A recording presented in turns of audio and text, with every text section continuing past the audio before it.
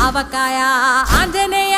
కథ మొదలెట్టినాడు చూడరయ్యా శక్తినంతా కూడగట్టి చెట్టు దులిపినాడు అంజయ్య ఎర్ర ఛాయ కోతి అవతార వెంటమాయ కత్తి సేత పట్టకుండా కాయ కోసినాడు కపిలయ్య